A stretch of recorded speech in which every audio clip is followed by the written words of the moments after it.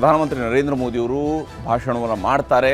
ಪ್ರಧಾನಿಯವರ ಭಾಷಣದ ಬಗ್ಗೆ ಇಡೀ ದೇಶದ ಕುತೂಹಲದಿಂದ ಎದುರು ನೋಡ್ತಾ ಇದೆ. ಯಾಕೆಂತ ಹೇಳಿದ್ರೆ ಆಪರೇಷನ್ ಸಿಂಧೂರದ ಬಗ್ಗೆ, ಅದರ ಸಕ್ಸಸ್ ಬಗ್ಗೆ, ಯಾವ ಕಾರಣಕ್ಕಾಗಿ ಯುದ್ಧವನ್ನು ನಿಲ್ಲಿಸಲಾಯಿತು, ಯುದ್ಧದ ಮೋಡ್ಗೆ ಯಾಕೆ ಹೋಗಲಿಲ್ಲ, ಮತ್ತು ಈ ಗುಂಡಿನ ದಾಳಿಗಳನ್ನು ಕೂಡ ನಿಲ್ಲಿಸುವಂತಹ ಪ್ರಯತ್ನಕ್ಕೆ ಯಾಕೆ ಭಾರತವು ಕೂಡ ಒಪ್ಪಿಗೆಯನ್ನು ಸೂಚಿಸಿತು, ಈ ಎಲ್ಲವೂ ಕೂಡ ಬಹಳ ಮುಖ್ಯ ಆಗುತ್ತೆ. ಭಾರತೀಯರು ಇದನ್ನು ಎದುರು ನೋಡ್ತಾ ಇದ್ದಾರೆ ಮತ್ತು ಭಾರತ ಯಾವ ಸ್ವರೂಪದಲ್ಲಿ ಆಪರೇಷನ್ ಸಿಂಧೂರ್ ಮೂಲಕವಾಗಿ ಪಾಕಿಸ್ತಾನಕ್ಕೆ ಪಾಠ ಕಲಿಸುವಂತಹ ಕೆಲಸದಲ್ಲಿ ಯಶಸ್ವಿಯಾಗಿದೆ, ಎಲ್ಲ ವಿಚಾರದ ಬಗ್ಗೆ ಪ್ರಧಾನಮಂತ್ರಿ ಮೋದಿಯವರ ಬಾಯಿಂದಲೇ ಅವರ ಮಾತುಗಳನ್ನು ಕೇಳೋದಕ್ಕೆ ಇಡೀ ಭಾರತ ಕುತೂಹಲದಿಂದ ಎದುರು ನೋಡ್ತಾ ಇದೆ. ಇದರ ನಡುವೆ ಟ್ರಂಪ್ ನಾನೇ ನಿಲ್ಲಿಸಿದ್ದು ಯುದ್ಧ ಅಂತ ಹೇಳ್ತಾ ಇದ್ದಾರೆ. ಹೇಗೆ?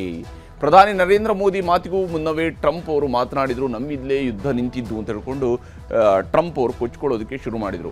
ಅಮೆರಿಕ ಮಧ್ಯಸ್ಥಿಕೆಯಲ್ಲೇ ಯುದ್ಧ ನಿಂತಿದೆ ಅಂತ ಅವರು ಘೋಷಣೆಯನ್ನು ಕೂಡ ಮಾಡ್ಕೊಂಡಿದ್ರು ಮತ್ತು ಭಾರತ ಪಾಕಿಸ್ತಾನ ಮಧ್ಯೆ ಮಾತುಕತೆ ಮಾಡಿದೆ ಅಂತ ಟ್ರಂಪ್ ಹೇಳಿಕೊಂಡಿದ್ರು. ಟ್ರಂಪ್ ಪ್ರಕಾರ ಅವರ ಮಾತುಕತೆಯಿಂದಾಗಲೇ ಯುದ್ಧ ನಿಂತಿದ್ದು ಅಂತ ಹೇಳಿ, ಕದನ ವಿರಾಮ ಆಗದಿದ್ದರೆ ವ್ಯಾಪಾರ ನಿಲ್ಲಿಸ್ತೀವಿ ಅಂತ ಹೇಳಿದ್ರಂತೆ ಟ್ರಂಪ್ ಅಂತ.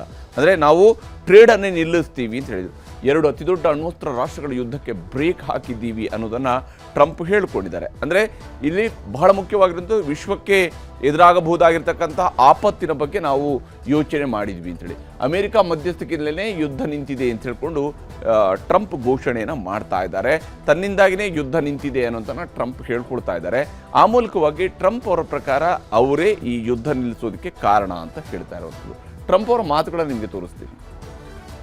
And let me say a few words about the historic events that took place over the last few days.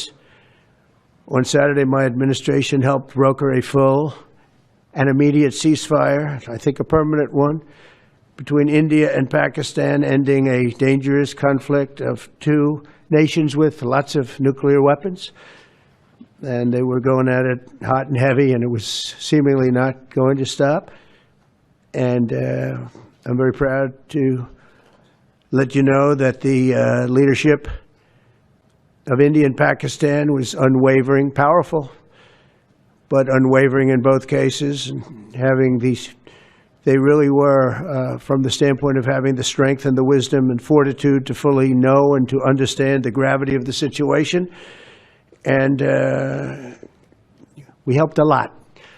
And we helped also with trade. I said, come on, we're going to do a lot of trade with you guys. Let's stop it. Let's stop it. If you stop it, we're doing trade. If you don't stop it, we're not going to do any trade. People have never really used trade the way I used it. That I can tell you. And all of a sudden they said, I think we're going to stop.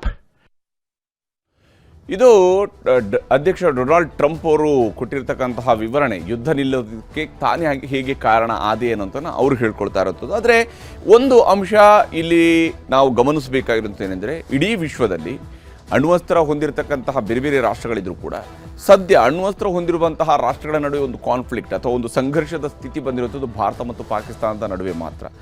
ಅಣ್ವಸ್ತ್ರವನ್ನು ಹೊಂದಿರತಕ್ಕಂತಹ ರಾಷ್ಟ್ರ, ಅದರಲ್ಲೂ ಮೂರ್ಖ ರಾಷ್ಟ್ರ ಆಗಿರ್ತಕ್ಕಂಥ ಪಾಕಿಸ್ತಾನದ ಕಡೆಯಲ್ಲೂ ಕೂಡ ಅಣ್ವಸ್ತ್ರ ಇರೋದ್ರಿಂದಾಗಿ ಅದು ಯಾವತ್ತಿದ್ರೂ ಕೂಡ, ಯಾಕೆಂದರೆ ಅಲ್ಲಿಯ ರಕ್ಷಣಾ ಸಚಿವ ಹೇಳ್ಕೊಂಡಿರೋ ಪ್ರಕಾರ ಒಂದು ವೇಳೆ ನಾವು ಸತ್ತೋದ್ವಿ ಅಂತ ಹೇಳಿದ್ರೆ ಇಡೀ ಜಗತ್ತನ್ನೇ ಕೊಲ್ತೀವಿ ಅನ್ನೋಂತಹ ಮಾತಿನಲ್ಲಿ ಆಡಿರ್ತಕ್ಕಂಥ ಮಾತಿದೆಯಲ್ಲ, ಇದು ಪಾಕಿಸ್ತಾನ ಇರುವಂತಹ ಸ್ಥಿತಿಯನ್ನು ಹೇಳುತ್ತೆ, ಅದರ ಮನಸ್ಥಿತಿಯನ್ನು ಹೇಳುತ್ತೆ. ಅದು ಅಣ್ವಸ್ತ್ರವನ್ನು ಬಳಸೋದಕ್ಕೆ ಕೂಡ ಹಿಂದೆ ಮುಂದೆ ನೋಡಲಾರ್ದಂಥ ದೇಶ ಆಗಿ ಇರಬಹುದು ಅನ್ನೋಂಥ ಆತಂಕ ಟ್ರಂಪ್ ಅವ್ರನ್ನು ಕೂಡ ಕಾಡಿರಬಹುದು. ಹೀಗಾಗಿನೇ ಟ್ರಂಪ್ ಈ ಕಾರಣಕ್ಕಾಗಿ, ಯಾಕೆಂದರೆ ಪಾಕಿಸ್ತಾನ ಅಣ್ವಸ್ತ್ರವನ್ನು ಬಳಕೆ ಮಾಡ್ತು ಅಂತ ಹೇಳಿದರೆ ಪಾಕಿಸ್ತಾನ ಈ ಭೂಪಟದಲ್ಲಿ ಇರೋದಿಲ್ಲ ಅನ್ನೋದನ್ನು ಈಗಲ್ಲ, ಹಿಂದೆ ವಾಜಪೇಯಿ ಅವರೇ ಒಂದು ಮಾತನ್ನು ಹೇಳಿದರು, ಇನ್ ಕೇಸ್ ಯಾವತ್ತಾದರೂ ಕೂಡ ಪಾಕಿಸ್ತಾನ ಅಣ್ವಸ್ತ್ರವನ್ನು ಬಳಕೆ ಮಾಡ್ತು ಅಂತೇಳಿ, ಆದರೆ ಪಾಕಿಸ್ತಾನ ಇತ್ತು ಅನ್ನುವ ಕುರುಹು ಕೂಡ ಸಿಗೋದಿಲ್ಲ. ಅಂದರೆ ಭಾರತದ ಬಳಿಯೂ ಕೂಡ ಇರುವಂಥ ಅಣ್ವಸ್ತ್ರಗಳು ಶಾಂತಿಗಾಗಿಯೇ ನಿಜ, ಆದರೆ ಅದು ವಿಶ್ವ ಶಾಂತಿಗಾಗಿಯೇ ಇರುವಂಥದ್ದೇ ಹೊರತು ಯಾರ ಮೇಲೆ ಪ್ರಯೋಗಕ್ಕಾಗಿ ಅಲ್ಲ. ಆದರೆ ಪಾಕಿಸ್ತಾನ ಬಳಕೆ ಮಾಡಿದರೆ ಏನು ಅನ್ನುವಂಥ ಪ್ರಶ್ನೆ ಇದ್ದೇ ಇತ್ತು.